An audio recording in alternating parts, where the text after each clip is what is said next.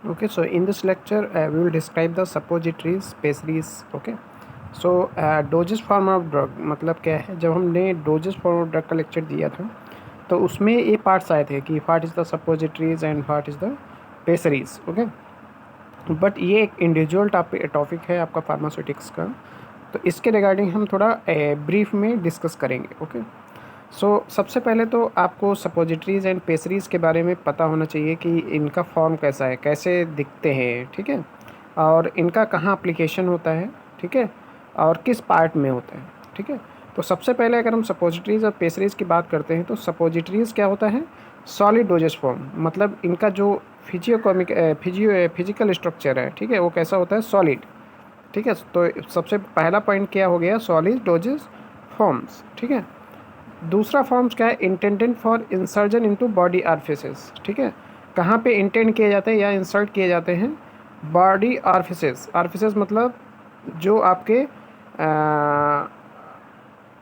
कुछ body orifices suppose that reproductive parts हुए, ठीक है, तो उनमें इनका यूज़ करते हैं। फिर दे मेल्ट, वहाँ पे क्या होता है, ये मेल्ट हो जाते हैं।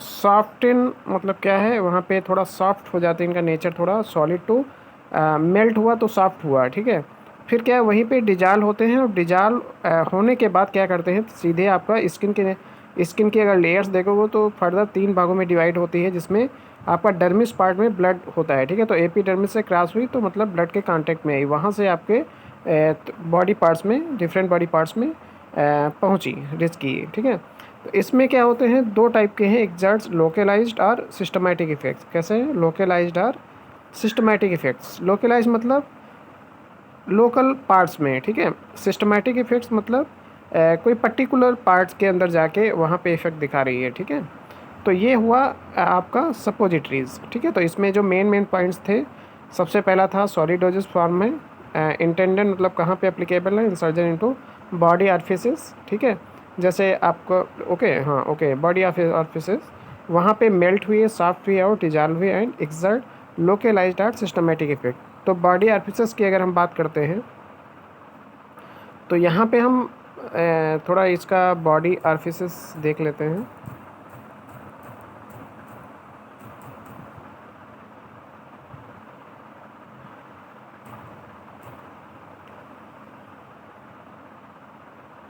तो जहाँ पे मतलब आपके बॉडीज़ के क्या होते हैं, बहुत सारे ऑरिफिसेस हैं। ठीक है, आप देख सकते हो। ठीक है, बहुत सारे आपके रिप्रोडक्टिव पार्ट्स हैं, बहुत सारे अदर्स पार्ट हैं। ठीक है, तो ये सब किस में आते हैं, आपके ऑरिफिसेस में। ठीक है, तो यहाँ पे तो ये आपका कवर हुआ कि सपोजिटरीज़ का मीनिंग क्या हुआ। ठीक है, फिर क्या है, सपोजिटरीज़ एंड पेसरीज़ के बारे में और डिस्कस करते हैं। तो डोजेस फॉर्म ऑफ करेक्टरिस्टिक्स। ठीक है, मतलब इसके क्या क्या करेक्टरिस्टिक्स हैं डोजेस फॉर्म का। तो सबसे पहले अगर हम बात करते हैं तो ये रेक्टल सपोजिटरीज़। ठीक है, रेक्टल आपको पता है। ठीक है, तो इनका नाम उसी के, क्योंकि रेक्टल में यूज हो रही है इसीलिए उनका नाम रेक्टल सपोजिटरीज़ पड़ा। ओके, तो इसमें क्या है, फॉर एडल्ट्स हम किस में यूज़ करते हैं, फॉर एडल्ट्स के लिए यूज़ करते हैं। और वेट इनका कितना है, 2 ग्राम। एंड और टारपीडो, टारपीडो क्या होता है, एक फिश होती है, तो उस तरह का इसका शेप होता है। ठीक है, फिर सेकेंड पॉइंट इन्होंने डिस्कस किया, चिल्ड्रन सपोजिट वेट अबाउट 1 ग्राम। ठीक है, तो एडल्ट्स में थोड़ा क्वांटिटी या ज़्यादा है, क्योंकि बच्चे में बॉडी वेट कम है तो उसके लिए हम 1 ग्राम यूज़ किए। ठीक है, फिर है वेजिनल सपोजिटरीज़। ठीक है, तो ये क्या है, बॉडी ऑरिफिसेस, आप रेक्टल ले लो, वेजिनल ले लो। ठीक है, तो इनका वेट कितना है, 3 to 5 ग्राम। ठीक है, and or moulded in globular और ओवी फॉर्म शेप। इनका शेप जो है आइदर मोल्ड ग्लोबुलर है या फिर ओवी फॉर्म है। ठीक है, or compressed on a tablet, इनको कंप्रेस करके एक टेबलेट बना दिया जाता है, प्रेस इनटू कोनिकल शेप। ठीक है, कोनिकल शेप में शेप मतलब एक बहुत सारे शेप मशीन्स के थ्रू उनकी कोनिकल शेप डिज़ाइन करने के लिए बहुत सारी मशीन्स यूज होती है, तो उसमें उन्होंने पाउडर डाला और वो टेबलेट फॉर्म में निकली, जो इनका शेप कैसा है, कोनिकल। ठीक है, फिर यूरिथ्रल सपोजिटरीज़। ठीक है, तो यूरिथ्रल सपोजिटरीज़ की बात करते हैं तो कार्ड बगीज आर पेंसिल शेप, इनका जो शेप है it is pencil shape. Those intended for males weigh 4 gram, अगर मेल्स की बात करते हैं तो उसमें 4 ग्राम यूज हो रहा है each, and are 100 to 150 mm long, कितना है 100 to 150 mm लॉन्ग, ठीक है। फिर हम बात करते हैं दोज फॉर फीमेल्स आर 2 ग्राम, अगर फीमेल्स की बात करते हैं तो उसमें 2 ग्राम यूज हो रही हैं एंड 60 to 75 mm लेंथ है इनकी, ठीक है। तो ये चीज़ें ध्यान रखना है।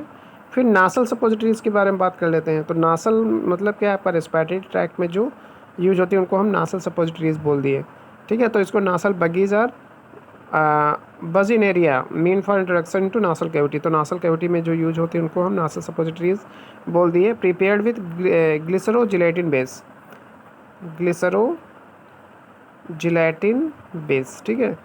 तो कार्ड ओके, तो इनका जो ग्लिसरो जिलेटिन मतलब तो आपका ग्लिसरीन हो गया और ग्लिसरो मतलब ग्लिसरॉल हो गया प्लस जिलेटिन हो गया, ठीक है। तो और बेस, ठीक है। तो इसमें प्रिपेयर किया जाता है। दे वेट अबाउट 1 ग्राम इनका वेट है।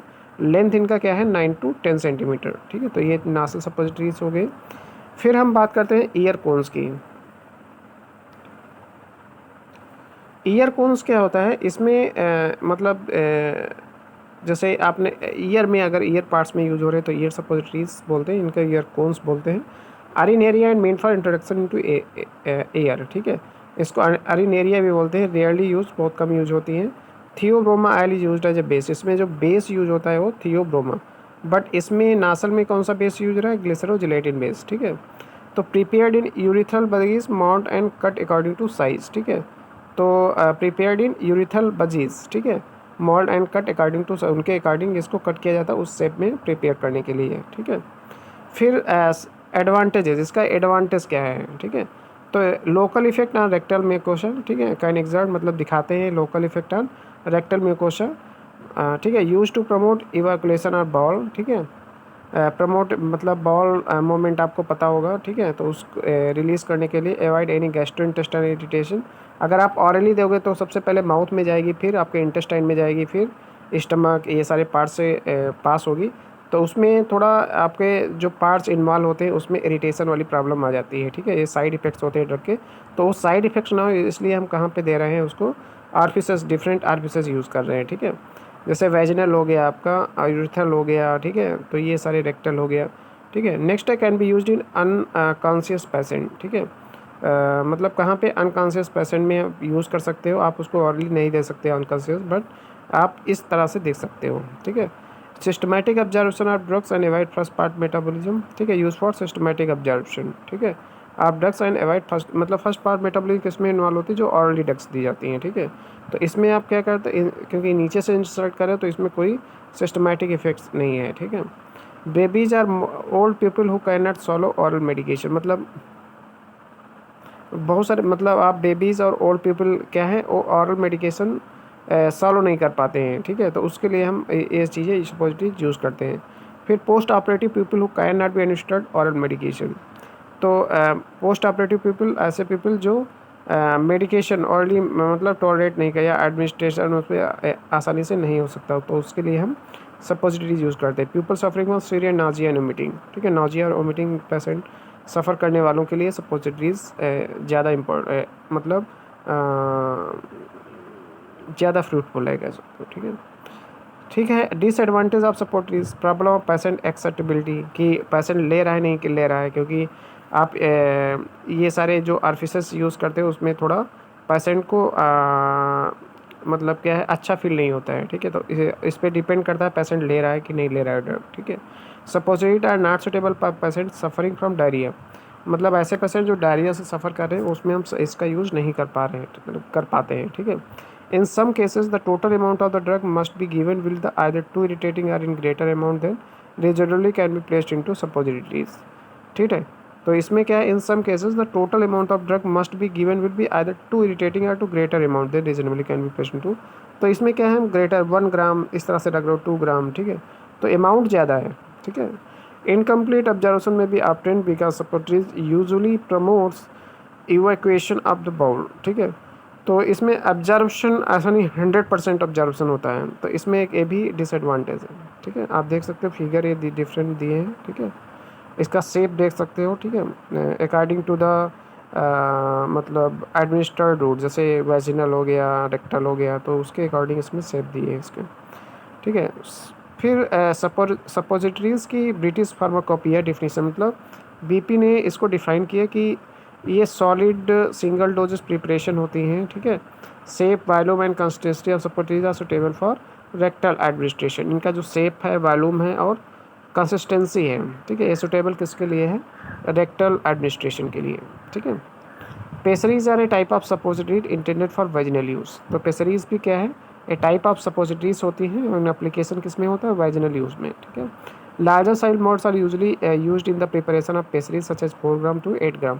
तो 4 ग्राम टू 8 ग्राम इनका वेट हो सकता है। Pessaries are used almost actually for local medication, ठीक है, for a exception being prostaglandin pessaries, ठीक है। तो इसमें क्या है, हम किसके लिए? लोकल मेडिकेशन के लिए इनका यूज़ करते हैं। ब्रिटिश फार्माकोपिया ने जो डिफिनेशन पेसरीज का दिया है, तो ये सॉलिड होते हैं single dose preparation, dose single होती है इसलिए सिंगल डोज प्रिपरेशन बोले। दे हैव वेरियस शेप, इनका शेप जो है वेरियस होता है, ठीक है। Usually ओवाइड with A volume and consistency suitable for insertion into vagina, ठीक है, किस में इंसर्ट करने के लिए? वेजिना। तो अकॉर्डिंग टू द इंसर्जन इनका वॉल्यूम और इनका जो प्रिपरेशन है उसके कंफर्टेबल, जिसको हम बोलते हैं बायो कंफर्टेबल, मतलब तरीके से तैयार करते हैं इनका फॉर्मुलेशन, ठीक है। They contain one or more active substance dispersed or dissolved in suitable base that may be solvable or dispersible in water, okay. तो इसमें क्या, one or more active substance जो कि डिस्पर्स रहते हैं, डिजॉल्व होते हैं इन्हें सुटेबल बेस में, that may be solvable or dispersible in water, जो कि क्या है, सॉल्वेबल और डिस्पर्सिबल रहते हैं इन वाटर, ठीक है। Or may be melt at body temperature, या तो उस बॉडी टेम्परेचर पे मेल्ट करते हैं, ठीक है। Excipient such as diluent adsorbent surface active agents lubricants antimicrobial preservatives and colouring matter authorise by the company authority में भी एडेड इफ नेसेसरी। तो बहुत सारे एक्सिपिएंट में इसका एक्सिपिएंट कंपाउंड्स का यूज़ करते हैं इसमें, ठीक है। Suppose pessaries common ingredient for inclusion in pessaries for local action include antiseptic constructive agents, local anaesthetics, various therapeutic agents to treat trichomonal bacterial and monilial infections, ठीक है। तो ये सारे इसके एप्लीकेशन है, ठीक है। फिर अगर हम बात करते हैं आइडियल सपोजिटरीज बेसिस, ठीक है, तो कैसे आपके बेस जो सपोजिटरीज में यूज होंगे कैसे होंगे? तो वो ऐसे होंगे क्योंकि हम जहाँ पे भी जो भी आर्फिसेस में यूज़ कर रहे हैं, आज नासल ले लो, वेजिनल ले लो, रेक्टल ले लो, तो उसका जो टेम्परेचर उस पर वो मेल्ट करना चाहिए, ठीक है, और डिजॉल्व होना चाहिए बॉडी में, यही हमारा पर्पज़ रहता है, ठीक है। नॉन टॉक्सिक और नॉन इरिटेंट, मतलब क्या है, टॉक्सिक नहीं होना चाहिए, इरिटेशन नहीं होना चाहिए, comfortable with any medication, releases any medicament readily, ठीक है। रिलीजेस मतलब जो भी मेडिकमेंट है उसमें वो ईजिली मतलब क्या रिलीज़ हो जाए। मोल्डेड है रिमूव फ्रॉम द मोल्ड्स, ठीक है, जो भी मोल्डेड है वहाँ से वो रिमूव हो जाए, ठीक है। Stable in heating above melting point, ठीक है, मतलब क्या है, स्टेबल हो, उसके मेल्टिंग पॉइंट पे वो स्टेबल रहने चाहिए, ठीक है। ईजी टू हैंडल है, मतलब वो आप इजीली उसको यूज़ कर सकते हो, ठीक है। स्टेबल और स्टोरेज अच्छे से कर सकते हो, ठीक है। तो ये क्या है, मतलब एक आइडियल सपोजिटरी बेस की क्वालिटीज़ है। फिर क्या, फैटी बेसिस। फैटी बेसिस में अगर हम लेते हैं तो design to melt at body temperature, जो भी फैटी बेसिस ले रहे हैं वो आपके मेल्ट करने चाहिए एट बॉडी टेम्परेचर पे। थियोब्रोमा ऑयल, थियोब्रोमा ऑयल को हम कोका बटर भी बोलते हैं, ठीक है। ये एलोइस फाइट सॉलिड होता है and with the odour of chocolate, किस तरह का ऑर्डर होना चाहिए, chocolate and a mixture of glycerol esters of different unsaturated fatty acids, ठीक है। तो इसमें मिक्सचर ऑफ ग्लिसरॉल एस्टर्स, ठीक है, और किसके ग्लिसरॉल एस्टर हैं, डिफरेंट अनसैचुरेटेड फैटी एसिड्स के, ठीक है। फिर सपोजिटरीज एंड पेसरीज की एडवांटेजेस की बात करते हैं कि मेल्टिंग रेंज कितना होना चाहिए, 30 to 60 degree Celsius, 36 degree Celsius, ठीक है। Solid at room temperature but melts in the body, मतलब क्या है, रूम टेम्परेचर पे तो वो सॉलिड रहना चाहिए बट बॉडी जहाँ भी यूज़ कर रहे हो ऑफिसेस वहाँ पे अच्छे से मेल्ट हो जाना चाहिए। Readily melting and warming, rapid setting and cooling.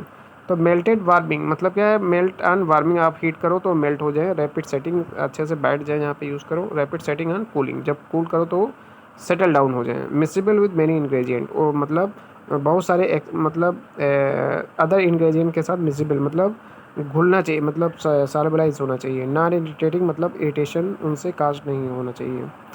फिर क्या है, डिसएडवांटेज क्या है, पॉलीमॉर्फिज्म, ठीक है। तो पॉलीमॉर्फिज्म मतलब क्या है, फिर melted and cooled is solidified in different crystalline form, क्योंकि मेल्ट होने के बाद वो ब्रेक होंगे, ब्रेक होने के बाद अगर वो कूल हुए तो सेटल डाउन हो जाएंगे डिफरेंट टाइप्स से, ठीक है। तो ये इसका डिसएडवांटेज है, ठीक है।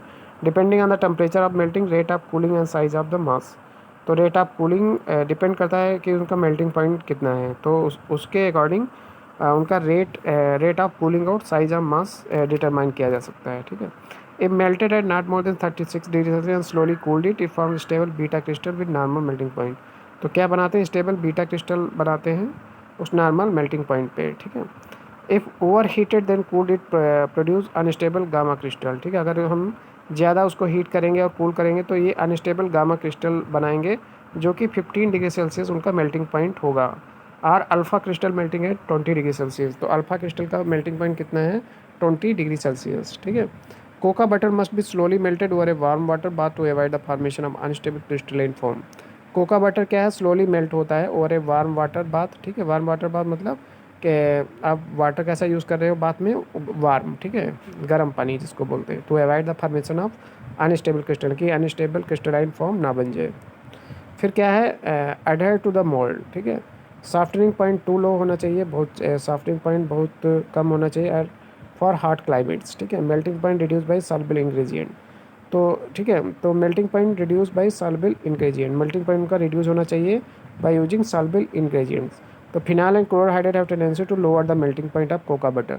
तो कोका बटर का अगर मेल्टिंग पॉइंट ज़्यादा है तो उसको लोअर करने के लिए कुछ एजेंट्स यूज़ करते हैं, जैसे फिनॉल और क्लोराहाइड्रेट है, ठीक है। So solidifying the agents like bee wax may be incorporated to compensate for softening effect of the added substance, ठीक है। तो density on storage, poor water absorbing ability improve by the addition of emulsifying agent. तो water absorbing poor water absorbing ability कैसे improve की जा सकती है, by adding the emulsifying agent, ठीक है। Leakage from the body expensive, ठीक है। तो ये सारे थोड़ा क्वालिटीज़ हैं इनकी, ठीक है। फिर क्या, सिंथेटिक हार्ड फैट, तो इसमें सेपोकार एंड वाइट विटेप्सोल, ये हम हार्ड फैट का यूज़, सिंथेटिक हार्ड फैट का यूज़ कर सकते हैं, ठीक है। तो ये आपका थोड़ा मैंने जो डिस्कस किया, इतना डिस्कस किया, ठीक है। तो इसके रिगार्डिंग आप थोड़ा पढ़ो इसको, ठीक है। और सिंपल है, कोई टफ नहीं है, बट आपको ये चीज़ें आनी चाहिए क्योंकि ये फार्मास्यूटिकल इंडस्ट्रीज़ के डोजेस फॉर्म का सबसे इम्पोर्टेंट टॉपिक है, ठीक है। So thanks for this, and slide credit go to Dr. N. Damodharan, Professor and Head Department of Pharmaceutics, SRM College of Pharmacy. Okay, so thankful for I am very thankful for Dr. N. Damodharan. Okay, because I used that slides. Okay, so thanks for this. Okay, so thanks.